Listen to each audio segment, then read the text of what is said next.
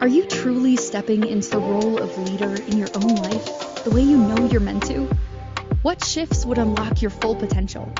It's time to explore those answers with the host of Sacred Leadership, intuitive business coach Sherisse Alexander. Welcome, everyone. I am Sherisse Alexander, your host of Sacred Leadership with Sherisse. On today's show, I am exploring what happens when life asks us to start over again with my guest, Andrew Brummer. Not from defeat, but from devotion. Leadership is often measured by success, status, and control. But what if the true path of leadership begins with surrender?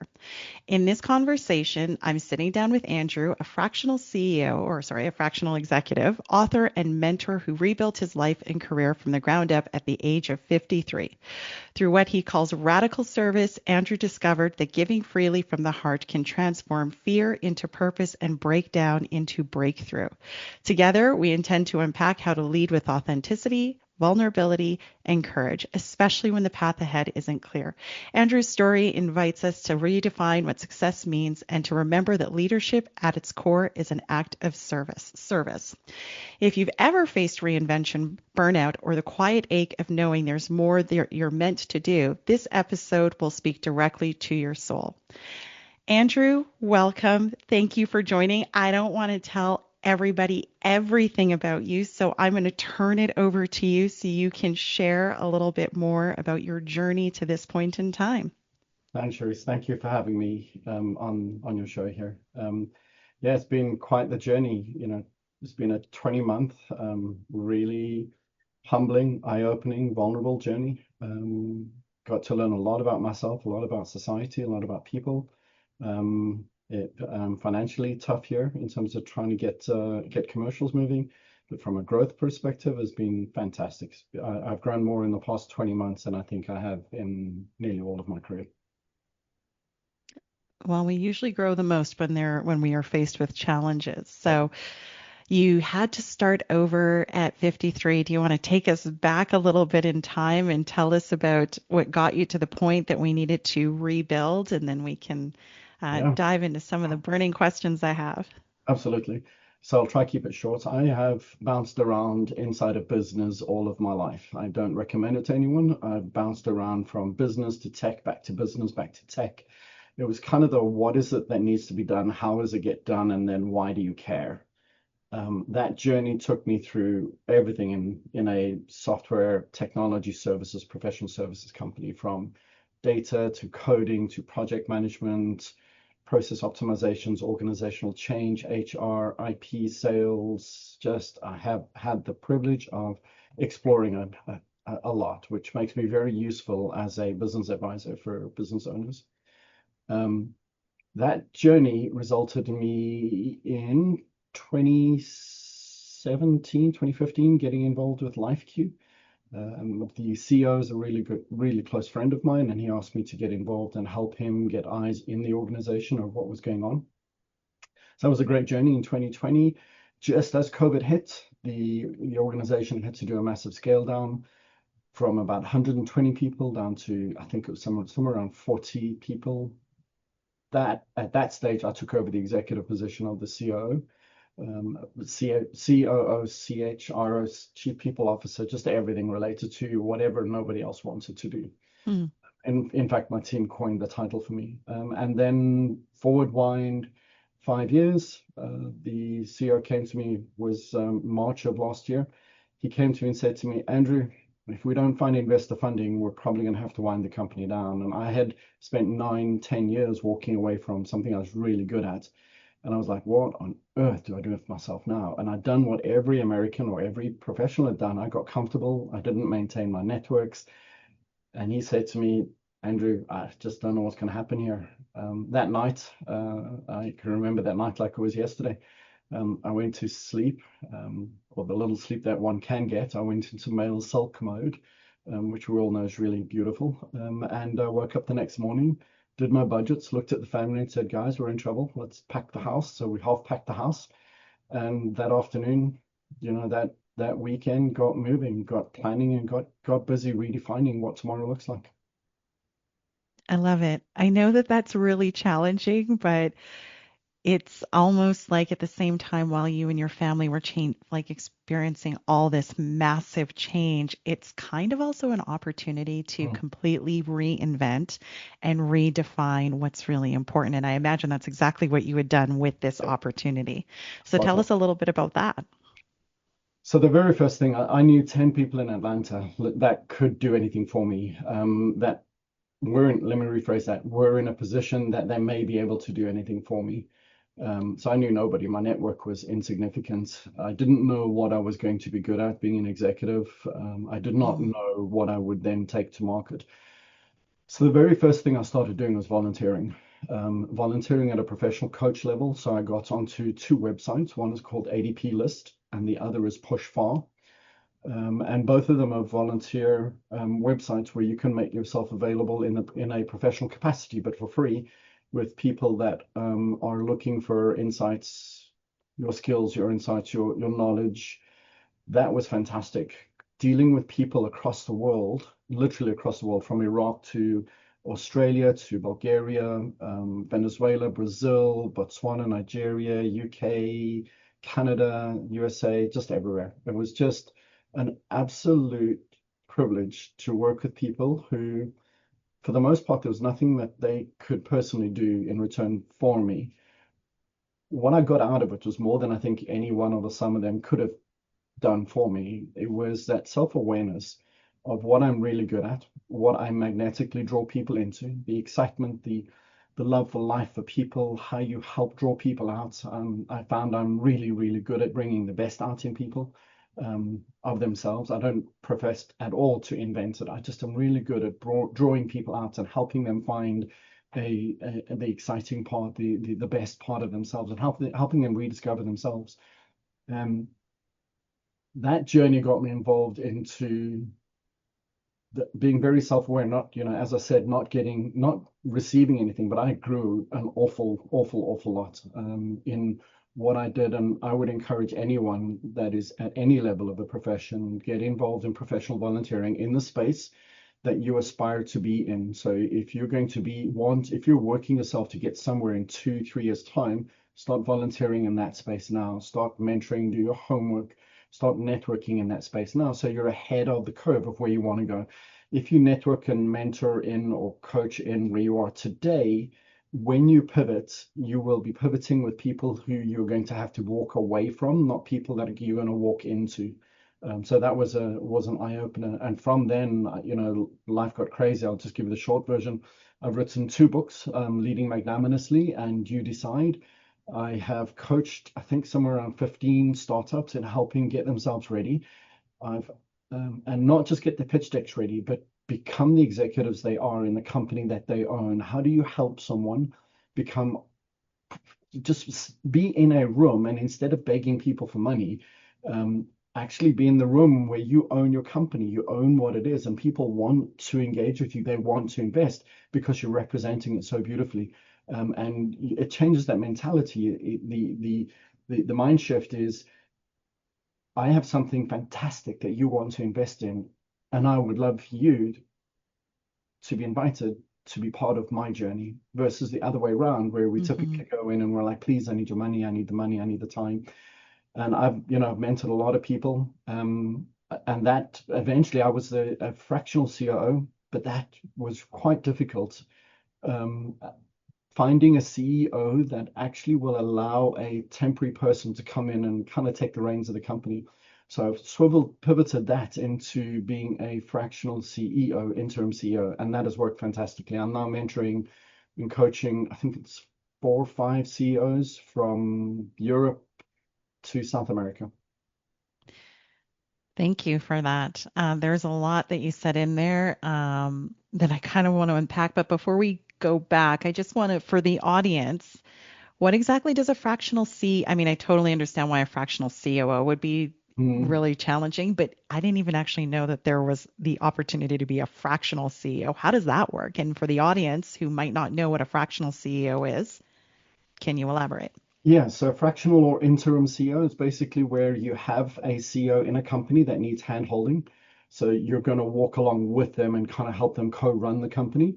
or you have a CEO that drops out for medical, personal health, financial reasons, and the company needs somebody to temporarily step in while the board looks for a full-time person to take it over, or where you have an M&A that's M&A, private equity, or venture capital, where they've got a startup, the founder or the founder is not really the CEO, they're really good technologists.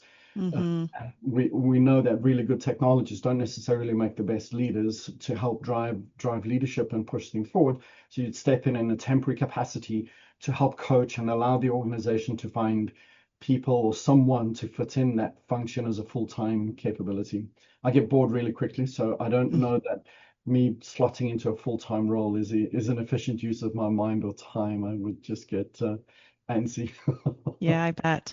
You know, as you shared in the very beginning, like all of your vast experience through all those various functions throughout the course of your career, I found it really interesting that you said that you were trying to figure out what you were good at as an executive and that you really struggled to which I found really interesting because, you know, you talked about HR, you talked about being a COO, you talked about IT and project management and all this stuff, and you still struggled to figure out what you were good at.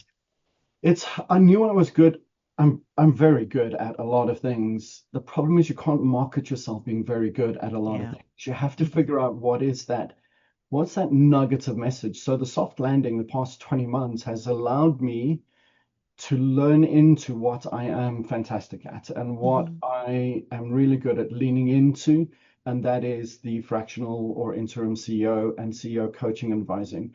I was working with a CEO just last week. He said to me, Andrew, I've never been more prepared, more ready, more informed on my own decisions, whether it's internal operations, product, or customer go-to-market. Never been more ready than since I started engaging with you and started working with you.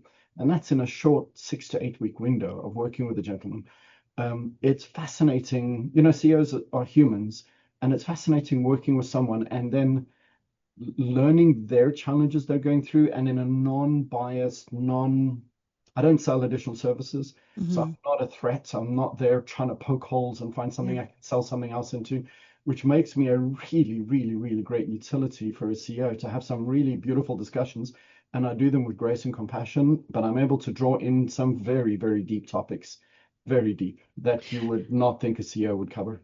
Yeah, and what a beautiful, I love where you've actually landed because, you know, with our journey, I work for Watt Renewable Corporation, and a lot of what you said really resonated, especially when you were talking about, you know, you're on this hunt for money, right? You're out there, you're literally door knocking, and that energy that you talk about where it's like, please work with me, please. I've got something really great, I promise you, right? Yeah. And then if you can really empower the leadership team and help begin to build a leadership team where they can really stand in that power and just know we've got a solid leadership team, we've got a great product, or we've got a great service, and what we are offering you is the privilege of getting in on the ground floor. So fantastic. Hats off to you to being able to open yourself up to really offer that service in the marketplace where it's absolutely needed. So kudos to you, Andrew, with that. You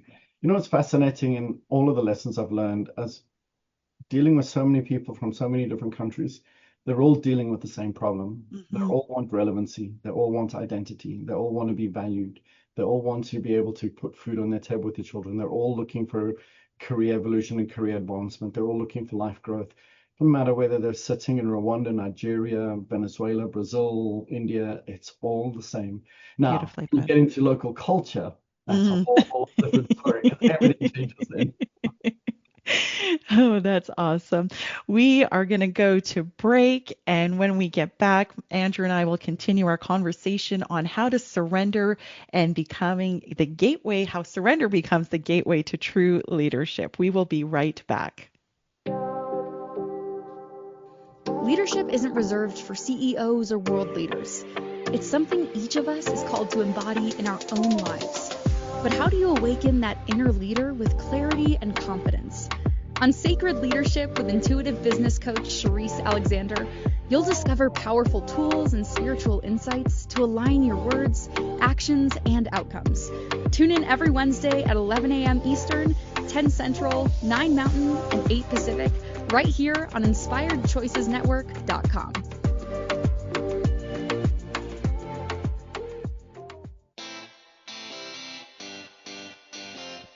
Are you a subject matter expert? Are you here to share your expertise with an audience waiting to hear from you in only the way you can deliver? Are you ready to have your voice amplified across the airwaves? Inspired Choices Network has a global radio platform streaming to millions of people across the world. Professionally produced and supported by an accomplished team every step of the way, you can broadcast from anywhere in the world, knowing your voice matters, and we ensure it is delivered with ease and efficiency. Eager to hear your message, the world awaits. Contact us today to become an Inspired Choices Network radio host. Email becomeahost@inspiredchoicesnetwork.com. This is Sacred Leadership with Sherisse Alexander. To participate in the program, join the live studio audience in our chat room at inspiredchoicesnetwork.com. You can also send an email to Sherisse@pavitraleadership.com. Now back to the program. Welcome back, everyone, to Sacred Leadership with Sherisse on the Inspired Choices Network, where today I am joined by Andrew Brummer. And today we are talking about how surrender becomes the gateway to true leadership. So in the first segment, Andrew was giving us all the background and all of his experience in the corporate world, from IT to project management to HR to, pretty well everything. And ultimately found himself in a position where he needed to reinvent himself. So I did want to go back a little bit. And you had mentioned when, you were faced with this challenge, and really, I think you said it started about 20 months ago. So so that would have been right in basically 2023. Yeah, of 2023. Is that right? Of 2024. Yeah. What have you found has been the struggle, I suppose, in that surrender piece, right? Because we're talking about how you ultimately have to surrender to find the true gateway to leadership. What was the biggest and most difficult thing for you to actually surrender? So I'm not a morning person. So I would say the journey has been so transformationally learning. I don't know that much has been, actually, let me correct that. I am a contextual recluse. So what that means is when I go to a conference, if I am doing booth duty at a conference, I can have great discussions with people, fantastic discussions, and I will help people figure out. I can go meet a new customer tomorrow, and I can help them figure out what is the problem they're trying to solve and how to go to markets and how to implement it, how to make it real. But given that I met those same people at an evening event at that conference, I cannot engage with the person. I just can't even walk up and greet them and talk. So that contextual recluse, and it makes no sense because over Christmas I do Christmas lights in my house, and I have a show that is here, and I've got visitors and guests that come over, and I get to meet a lot of people, all religions, all countries. In my house, I've been doing it since 2016.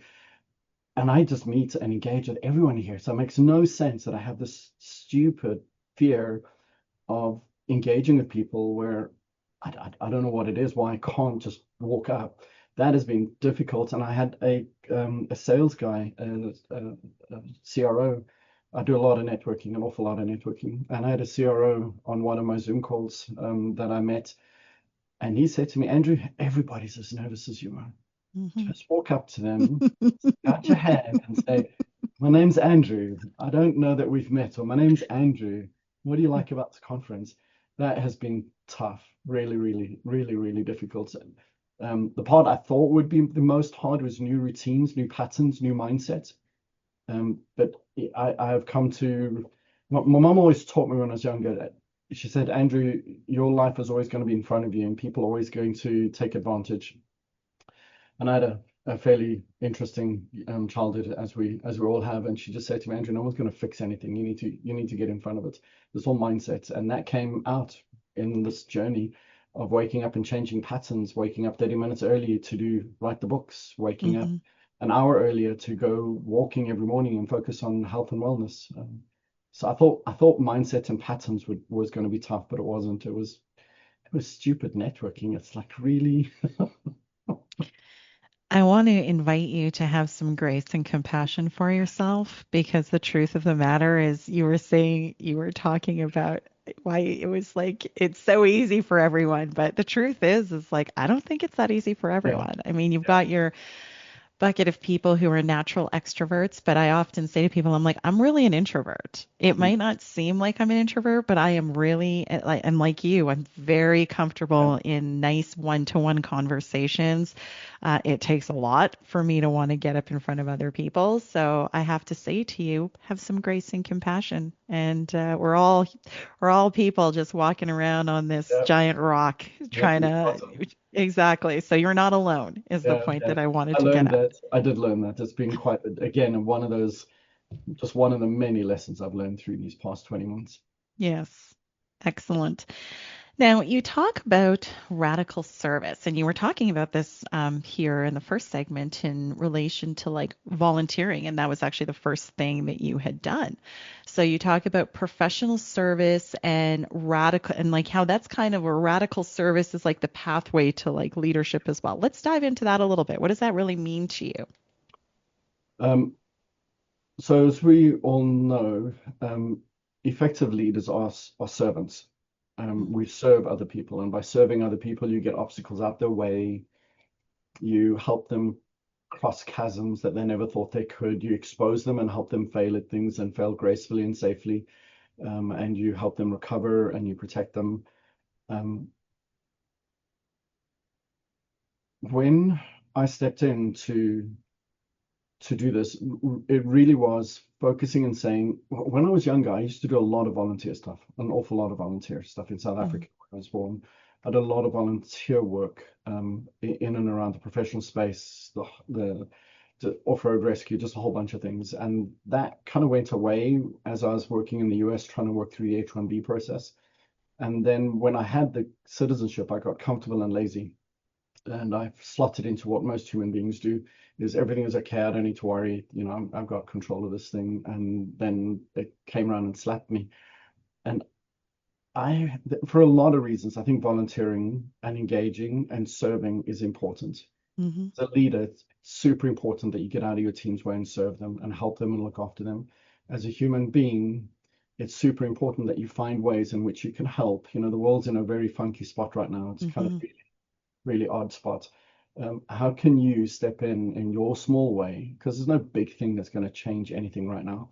It's all small matters of kindness, of grace, of leaning in and helping and nudging people forward. And how do you, as a professional, if you're a project manager or a UX UI developer, or you are a supply chain optimizations person, or you're in finance, how do you take your skills and help the generational divide kind of find itself and bring itself back together? How do you help this younger generation? Don't tell them how to do what they need to do, but share the life wisdoms of things that they need to avoid and do a shared learning. And by doing that, we get rid of the ageism myth or perception that is out there.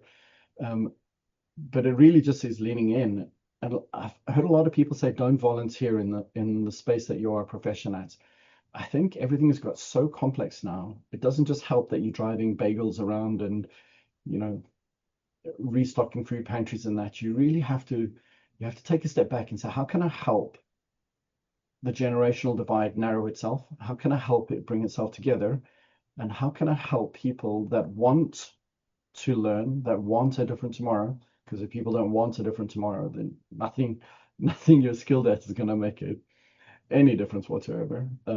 But how do you surround yourself and how do you get involved with people to help them find their new version of tomorrow? I think part of the challenge with helping people see a potentially different vision of tomorrow is that, I mean, let's just be honest, things feel really bleak right now. Mm, It doesn't matter what corner of the world you're in. yeah, Um, and if you're the youth, um, how do you paint that picture, right? It's like how do you help them have hope, realistically speaking? And I mean, I totally understand what you're saying, and when I'm speaking with my own team, it's and it has to be genuine, right? Yeah. Because some people could really misunderstand what like servitude leadership means, what servant type of leadership means, and what it really means for me, anyways, is like I'm here to serve you, Mhm. right? I am here to, as you just talked about, lend my experience, my wisdom, and never in a condescending way, but more in the way of like there's always an exchange of teacher and student. Yeah. And sometimes you're going to teach me something, and sometimes I'm going to teach you something. But my little bit of age on you, just by sheer having a few more years on this planet, is going to offer you something that you might not have considered. Do you find like that, and not to make this about geographical location, but do you find that it is a global challenge, or is it specific? Okay, yes, and that's definitely what I've heard. Yeah. No, absolutely. I think, COVID forced us all. COVID was fantastic because it Yeah. caused the younger generation to think differently without being browbeat or being forced to think the way we have thought all this time. So what's come out is a really, really cool set of ways of executing, of doing things, of thinking, of engaging. There's some very, very, very novel ways that for a Gen Xer would be completely misplaced. Mm, You've got these worlds that have now come together in such a beautiful way. And the key is finding how do you pair just using a Gen Xer or a baby boomer as an example, how do you pair them with a Gen Z or a millennial? And how do you find people that are actually going to find one another and talk through things and walk that? I love working with the younger generation. Technology has become so relevant to me in what I do in operations. And because I've immersed myself with all these younger adults, I've learned very quickly how to use and maximize AI, how to use. hmm I don't know enough about AI. I know enough to be dangerous, but what I've taken is my wisdom of how I've done organizational and everything I've done in the company. And I'm now being taught by these young adults of different ways of applying the same philosophies, the same approaches, using technology, social relationships, words that matter. How do you create leadership structures that empower and bring out the best in people versus put somebody down and say, well, I know better than you. And whether you're you're that Gen Z or millennial, or you're the Gen X, saying, well, I know better than you on this topic, so therefore you need to listen to me. But how do you break through that cycle? So it's been fantastic for me to learn, drinking from the fire hose of how do these worlds come together, which eventually got me to the mantra that I'm at right now, is, I am very good at planting seeds that will grow trees that I will never sit under. mm, Very, very mm. good at that. I'm very good at that. But I'm not good at that because of me. I'm good at that because I'm open-minded to say that all of the methods, know-how, knowledge that I've gained over time is still applicable today completely, just done differently, using different words with different levels of respect and different levels of compassion and care and engagement. I love what you just said. I am very good at planting seeds for the trees I will never sit under. And that is a very different type of leadership. And it's Yeah, the type of leadership, quite frankly, is required for today because what you're talking about is succession or yeah, legacy. It means that absolutely. I might not necessarily benefit from these seeds that I'm planting, but I think that realistically speaking, if we look at where we are today in businesses and the education system and the healthcare and government, we've lost that exact sentiment of it's not about me. It's about future generations and legacy and succession so that there can actually legitimately be, a sustainable tomorrow. So I Completely. love that. Thank you for, I'm going to use it. I'm just going to tell you right now. I'll quote you, but I'm going to use it. And so with that, like what has been like maybe what has been the most effective way for you and globally, right? Because you did say this is not geographically an issue. This is something that is really quite global in terms of bridging that gap. Where have you been able to find like the most success? Because the other thing you talked about was the cultural considerations that you need to make in the various different environments that you're working in. Yeah. So really tough one. So with the folk that are international, Um, my mom taught me to accept and love people as they are, not Mm-hmm. to try and stereotype them. to try and avoid social scope or social definition around any one person, and allow that person to show up the way that person wants to show up, and accept and foster and drive them as much as you can into that. So I had a really good foundation of life where my mom helped me think. I mean, she probably browbeat it into me every day of my life. And I thank her for it. I edify her the whole time about it. I've learned a lot as a result of that. So when I get on with somebody, the very first thing I do is I move it away, any discussion on Zoom or whether it's Zoom face-to-face. I move the discussion as quickly away as I can from a, what do you do? What's your profession? What are you trying to, I move it completely away into a dialogue, because what I don't want to do is to get into a question and answer session. You want to, the most inspiring, where people feel heard, where they experience themselves to be present, to be heard, to be relevant, and to be valued, is where you can remove the, if I could call it the Facebook page, get real with people. You used it earlier, the authenticity. If there's one thing I'm terribly guilty of, it's being authentic. I just be as authentic as you can. People feel it, they can smell it through the digitals, they can smell it, and help the person get to a point that it is a discussion and we're talking about one another, and what we do on the work side, that's important, and let's help. But if you don't have the context, you have no idea of what I've been through in life. No idea whatsoever. It doesn't matter how I show up for you here. You have no idea what I've been through, and I have no idea what you've been through. So for me to prejudge or precast based on stereotyping, etc., well, what I do is I do the discussion a disservice, because now I come in to the discussion of the predisposed notion of who are you, what are you about, and why are you doing what you're doing, versus allowing you to show up right now and say, who are you? What do you believe in? What's your life purpose? What's your 2, 5, 10-year dream? And how are you driving that dream? How are you owning that?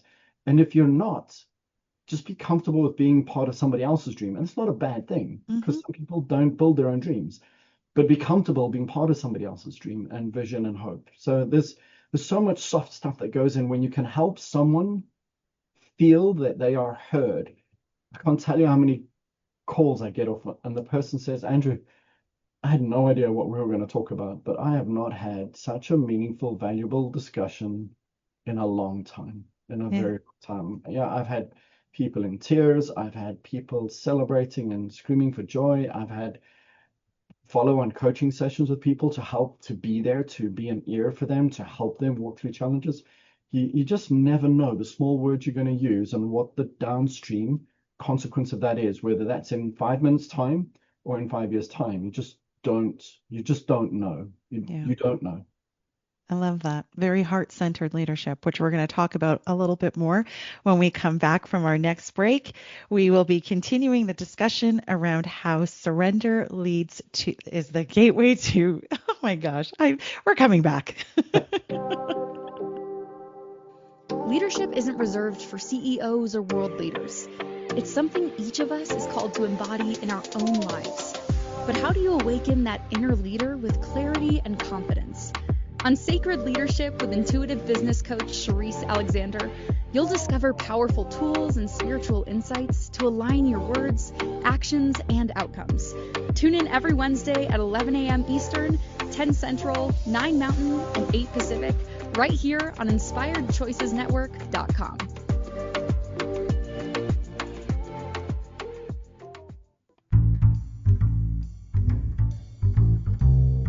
How wonderful would it be to carry your favorite Inspired Choices Network host with you throughout your day? Well, now you can. Inspired Choices Network now has its very own mobile app.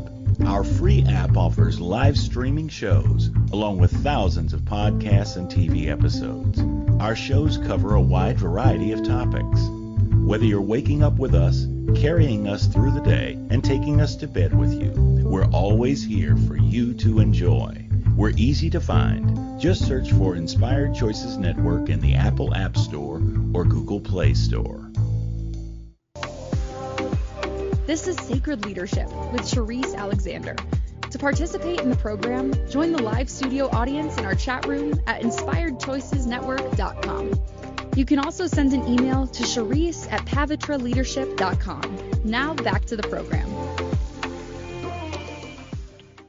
Welcome back to Sacred Leadership with Sherisse here on the Inspired Choices Network. I am joined by Andrew Brummer, and today we are chatting about how surrender becomes the gateway to true leadership. And in the previous segments, Andrew was sharing a lot about his journey to this point in time, his vast experience in the corporate world, from IT to project management to human resources to, I think it sounded like you did everything except for finance. Well, I do the business finance forecasting, and so I did the finance as well. Okay, so He's done it all. Not the auditing. He's done it all. And at 53, Andrew had to, he was forced. We'll say the universe forced him out of his comfort zone and thrust him into a world of chaos, and he needed to reinvent himself. And today is a fractional CEO and an author and a coach and a mentor and many, many other roles. But right before break, Andrew, you were talking really a lot about heart-centered leadership and really coming into these experiences with the, COOs that you ultimately mentor, and really trying to, instead of just asking a lot of back and forth, like an interview style of conversation, really trying to help them drop their own mask and give them permission to show up authentically, and holding space for them to be very, very vulnerable within that. Now, that is, I would say, new style of leadership. But you're the people, your mentees, or the folks that you're working with, have really found a lot of value in that. So I guess what I would ask is, that's a lot of giving that you would be doing, right? How do you balance that giving so freely? It's not free, but you get where I'm going with this, so that you're not depleting yourself within that process, if you understand what my question really is. Yeah, I think I had the privilege that my mom must have dropped me in a pot of caffeine when I was a kid, because I just have, my kids will say to me, Dad, just stop, take a breath. I am blessed that I love people. I have a boundless amount of energy to give. For me, every discussion is a brand new discussion. I approach every discussion like it's the first one of the day. And when you have that mindset, you cannot but create energy around yourself. You cannot but infection. It's infectious. It influences people. It drives people. It engages people. When you show up and you're deliberate and you're present and you're right there with the person, and you're engaged and you're looking in the eye and you're really interested in what they're doing and what they're saying, and you have no agenda, you have no outcome, that you're just trying to help the person. And if the person's not ready to be helped, then you just acknowledge, well, they're not ready, and you kind of move on, or you figure out where it goes. But it just, for me, I really don't have a good answer for why. I just believe that we all have the choice when we get out of bed to put our foot on the ground. And the balance of the day is up to you. We all have our difficulties, and maybe financial or relationships, and I'm not minimizing any challenges that anyone has faced at all. What I am saying is, it is a mindset for you to wake up every morning when I get off a Zoom with you and get on to the next one. It is a mindset to say that next call is the very first call of the day, and that next person, I'm going to do everything I can to make them feel like this is the most magnificent experience that they've been through. A lot of it comes down, if you've been to a music concert and you've seen somebody like Neil Diamond on stage, and you see someone like that presenting something, they've been on stage for 70 years of their life, 60 years of their life, and to walk away from that event to feel like that was their very first event. That's not about Neil, it's not about me, it's about the person that you're engaging with, and how do you show up for that person as deeply and richly as you can. Because I'll just go back to, you just never know what rubs off on you in that discussion onto that person, and what they take away from it, and what they do with the experience they've just had with you. You just don't know.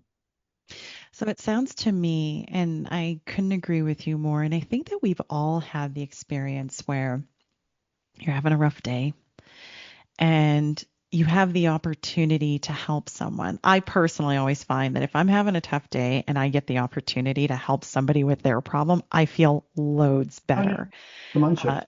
yeah, 100%. I love it. It's just like it because it totally takes you away from Yeah. whatever you're stuck in and moves you over to someone else. Because it comes about them, not about you. You're Yeah, able to engage with that person and arrive for that person and help that person. And when we do that, we get out of our self-pity wallow mode. hmm, And again, we all have our challenges. I have a lot of I've got a lot of that I'm dealing with, but you don't allow it to influence. You can allow it to influence you if you want.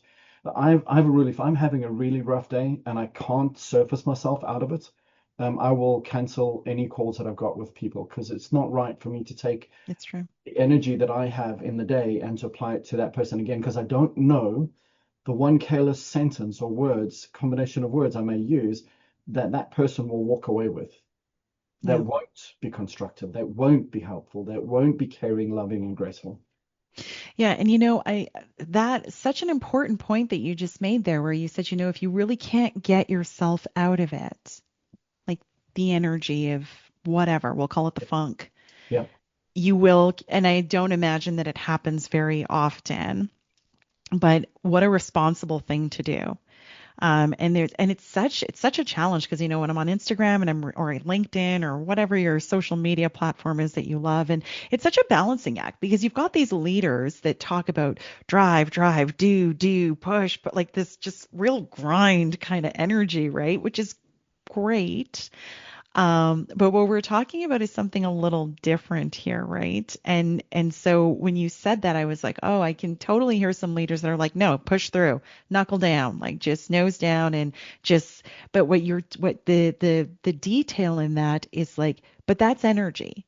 And so now if I can't move myself out of that funk and genuinely be excited Yeah. to have this new conversation, then I'm actually doing that person a Correct. disservice because I'm not The showing up as opportunity my best self. and the opportunity loss. You just never know what that person knows, what that Hmm. person's going to teach you on that call. Just think of the opportunity loss when you go in with a narrow mind, limited because of the experiences that you've had, or the energy that's around you for the day, or because the bad call you just had, or the discussion you just had with your bank. When you go into that call, you just don't know what that person's going to do for you. You just have no idea. The amount of people that were 4, 5 degrees, 6 degrees away from me that I did not know, and my LinkedIn profile has blown up. It's grown by 6.5, 7,000 people. But that's a stupid number. The important number is there are something like 580, 600 people that know my name. They know me. They know I've written 2 books. There are 100 and some odd people that have actually helped pass my book on or introduced me to someone or got me part. There are 16 people that I did not know 20 months ago. I did not know 20 months ago. They were not inside my first, second, third degree ancestral circle that I have around myself that have done more for me in the last 20 months than probably anyone has in my entire career. And I didn't know these people 20 months ago. It's all mindset.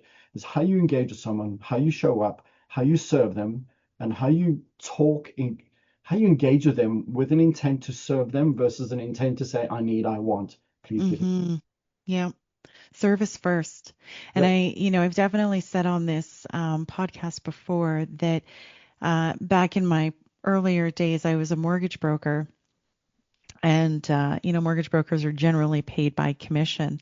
And I always found that if I met with a client with the energy of what am I going to get out of this? Like how can I make this deal come together versus I'm just going to enjoy the experience with the client and I'm going to give them the very best that I can possibly give of myself. Every time it Yeah. would be like those transactions or those relationships with those clients where I was coming in it with what's in it for me versus the ones which were how can I serve? Always. The ones that were what's in it for me were challenging. They fell Uh, apart. The client uh, hated me. Like yeah. it was like the Yeah. most painstaking Yeah. experience. And So, you get into your own head because like these yeah. things are tough, and then you just get in your own head and it becomes your own negative spiral there. If you're caring for the person in part of the company that I was working with, when we had to exit people. I had 24 or 27 people reporting to me. We had to exit them, a lot of them. And when we exited them, I had a bunch of them knocking on the door to say, because exiting someone from a team that is deeply passionate, caring, and loving of itself, to exit someone out of that is really, I mean, it's hard, right? It's really destructive. And when you're doing something right, when and when those team members come to you and say, when can I come back in? When is the company going to be ready to bring me back in? Beautiful. There's something real about caring for someone, showing up for them, loving them as they are, helping support them, being that trapeze net that catches them when they fall without telling them how they need to do what they need to do. There's something very, very real about this when you've got these people that come back to you and say, I know you exited me and I know the company's not in a good spot, but I really want to get back in. I love that. What a beautiful, you're right. Exiting people is so difficult because they're human beings. They're people that you've worked with and, they've got families and there's all that other stuff, right? And so when you have to exit someone, it's really, really difficult. And I don't think any company is like, oh, yay, we're just going to slash jobs today. Yeah. Like nobody enjoys that, right? So, okay, well, we are going to head to break now, but I am loving this conversation. I cannot wait to come back and continue to talk about really what I call heart-centered leadership and how surrender becomes the gateway to true leadership. We'll be right back. Leadership isn't reserved for CEOs or world leaders. It's something each of us is called to embody in our own lives. But how do you awaken that inner leader with clarity and confidence? On Sacred Leadership with intuitive business coach Sherisse Alexander, you'll discover powerful tools and spiritual insights to align your words, actions, and outcomes. Tune in every Wednesday at 11 a.m. Eastern, 10 Central, 9 Mountain, and 8 Pacific, right here on InspiredChoicesNetwork.com.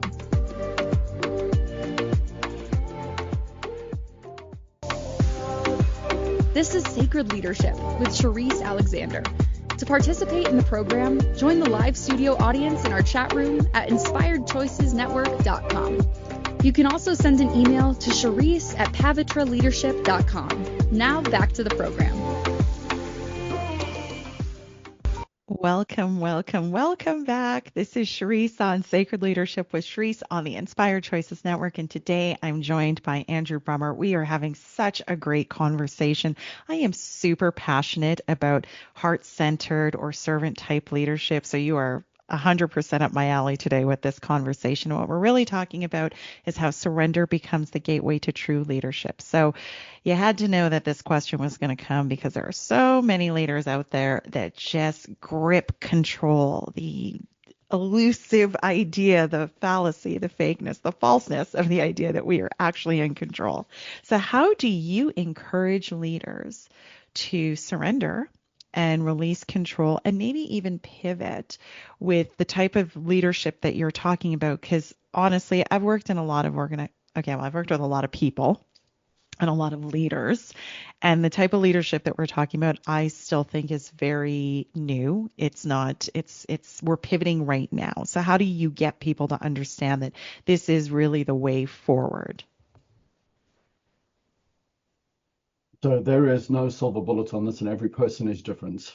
I would say the common pattern towards helping get into that discussion is allowing that person to show up the way they want to show up, and as quickly as possible to disarm the discussion. So it's not an interview, it's a discussion, and to disarm the topics so that you can get into and start talking about some deep stuff.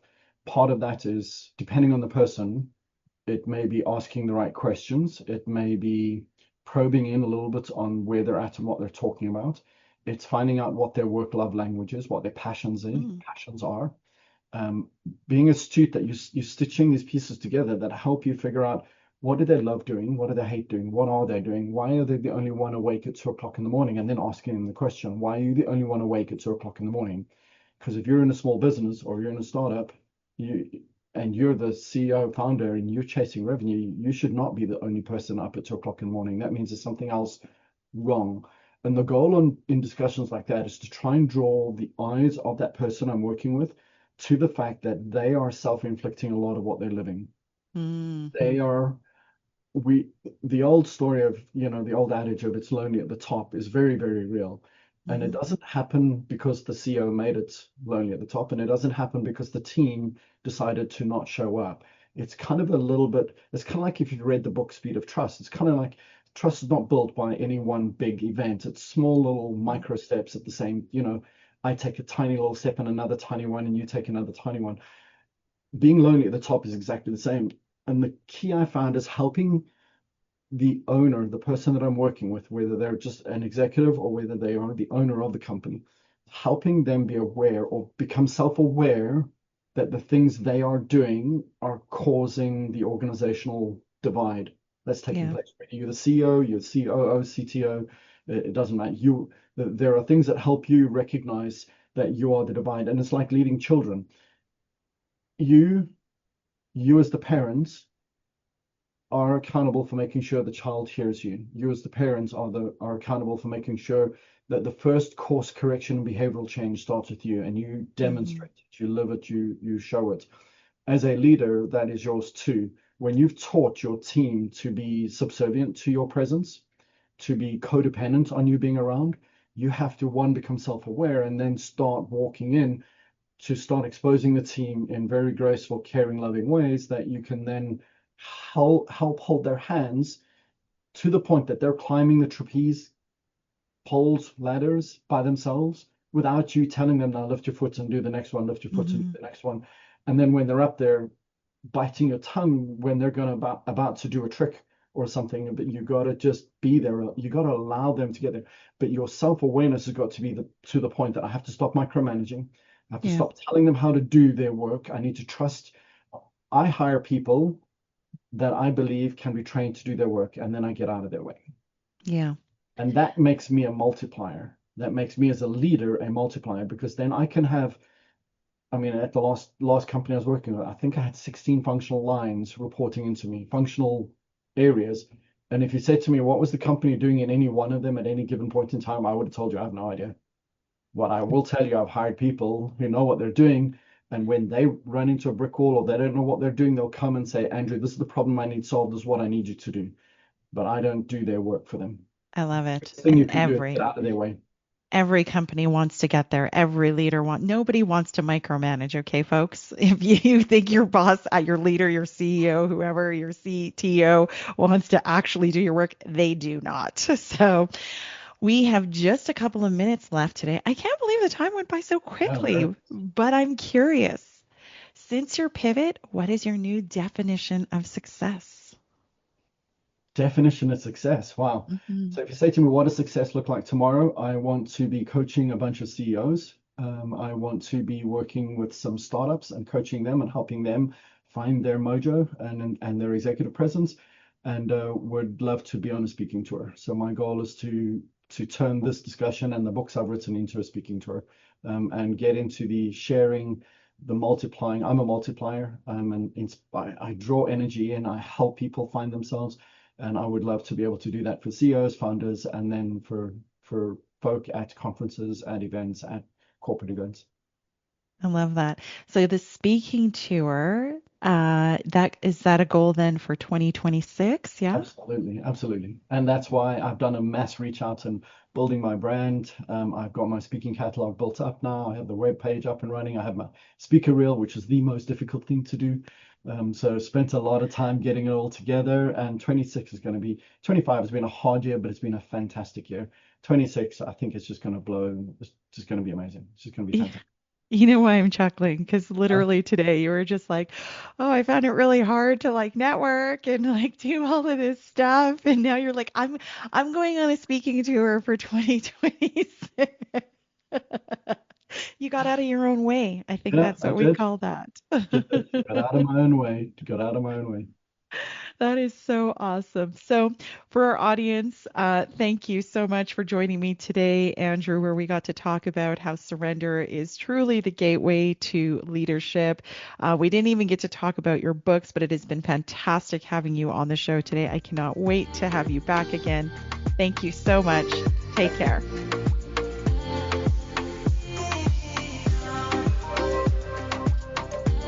Thank you for listening to the Sacred Leadership Show. Sherisse returns Wednesday at 11 a.m. Eastern, 10 Central, 9 Mountain, and 8 Pacific on the InspiredChoicesNetwork.com. Until then, continue taking small steps today to be a leader in your life for the collective.